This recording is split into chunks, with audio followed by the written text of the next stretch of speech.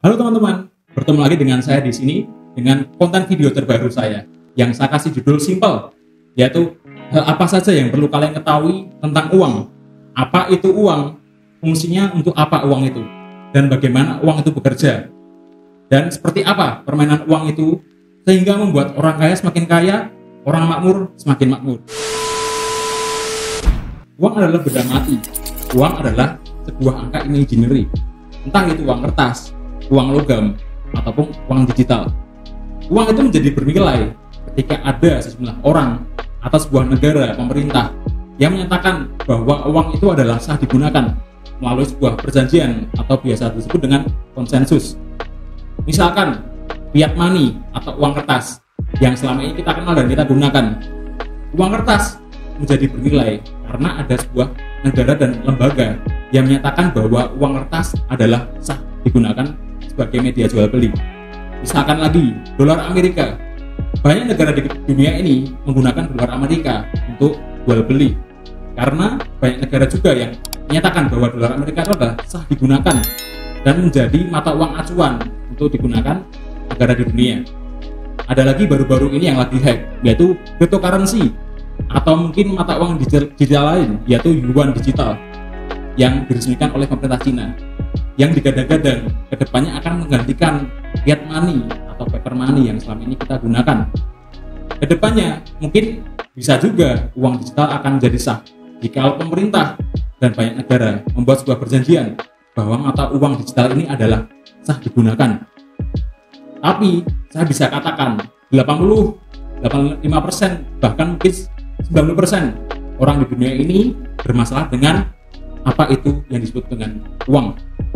Masalah-masalah ini bisa saya ibaratkan seperti rat race atau balapan tikus. Seperti tikus yang sedang berlari di sebuah roda, dia mengejar ekornya terus tanpa berhenti. Itu seperti orang-orang yang bermasalah dengan uang, yaitu bekerja terus, uangnya habis, entah untuk cicilan, untuk bayar tagihan. Jadi paycheck to paycheck hidupnya. Ada juga banyak yang beranggapan bahwa uang banyak adalah milik mereka yang punya privilege atau orang-orang yang punya akses lebih banyak, dan orang-orang yang memiliki keberuntungan karena hidup dari keluarga kaya, orang tua kaya, keturunan kaya, dan lain-lain. Padahal pada faktanya banyak sekali milioner ataupun bilioner yang self-made. Maksudnya adalah mereka yang membangun kekayaan dari nol. Mereka punya bisnis, mendiversifikasi aset mereka sehingga mereka bisa mencapai kekayaan yang sangat banyak. Kemudian ada masalah lagi, yaitu banyak anggapan bahwa uang adalah akar dari segala kejahatan. Misalkan ada teman yang tiba-tiba jadi kaya tapi ternyata adalah bandar narkoba. Ada juga mungkin kenalan kita di rumah mungkin yang jadi kaya kemudian jatuh ke dalam dosa seks bebas, perjudian, dan lain-lain. Kita melihat begitu banyak cerita bahwa uang bisa membuat orang jatuh ke dalam kejahatan dan dosa. Tapi sebenarnya contoh-contoh tadi itu menggambarkan mereka yang kurang paham bagaimana cara kerja uang, atau bagaimana prinsip kerja uang tersebut, atau bagaimana kita bisa mengontrol uang. Bukannya kita yang dikontrol uang, tapi harusnya kita yang mengontrol uang. Dan bagaimana uang itu bekerja untuk kita, bukannya kita yang bekerja untuk uang. So, saya akan bagikan 4 hal yang perlu kalian ketahui tentang prinsip uang. Yang pertama, kebohongan. Kebohongan yang seperti apa? Kebohongan yang kita lihat seperti di film-film Hollywood, bahwa digambarkan orang kaya itu mempunyai sifat self-centered, egois. Kemudian mereka cinta diri mereka sendiri, mereka overpower, mereka bully orang, mereka menindas orang miskin. Kita jarang melihat orang-orang kaya yang baik, yang dermawan di film-film. Ya, ini adalah kebohongan pertama. Lalu, kebohongan kedua adalah menabung pangkal kaya. Kejarlah pendidikan setinggi mungkin. Saya nggak bilang kalau pendidikan setinggi mungkin itu hal yang buruk, tetapi jadi baik dalam beberapa hal. Sering kita dengar juga dari orang-orang tua kita mungkin, menabunglah supaya kaya. Kalau kita lihat menabung saja ke bank, kita lihat di bank itu yang punya adalah orang-orang yang ultra rich, orang-orang yang crazy rich kita bilangnya.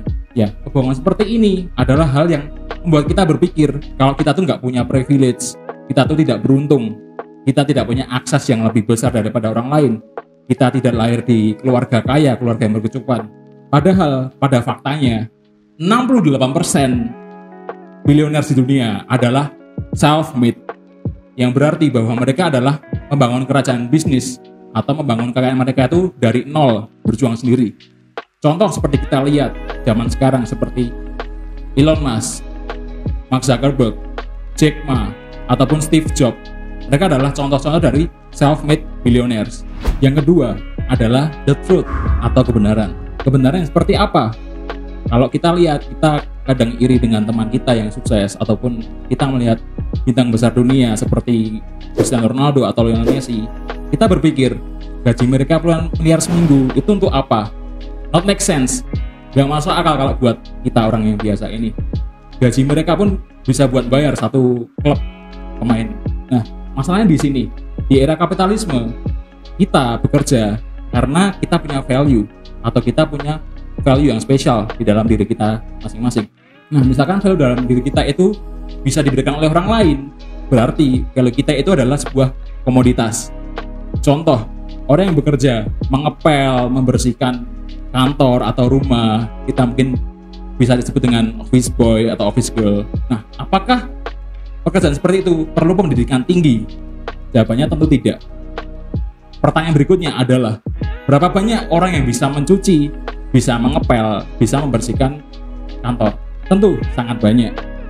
Nah, ketika value tersebut, value mencuci, membersihkan, itu ada dalam diri banyak orang dan bisa diakomodir banyak orang, maka salary atau pendapatannya pun juga akan dibagi rata oleh orang banyak. Berbeda dengan Cristiano Ronaldo dan Lionel Messi, mereka punya value yang spesial. Oleh karena itu, mereka dibayar dengan gaji yang tinggi. Lalu, apa yang harus kita lakukan? Yaitu look for problems and cari solusinya. Cari apa masalahnya dan juga cari solusinya dari permasalahan tersebut. Faktanya, uang akan mengejar orang-orang yang bisa menemukan masalah dan tentunya mencari solusinya.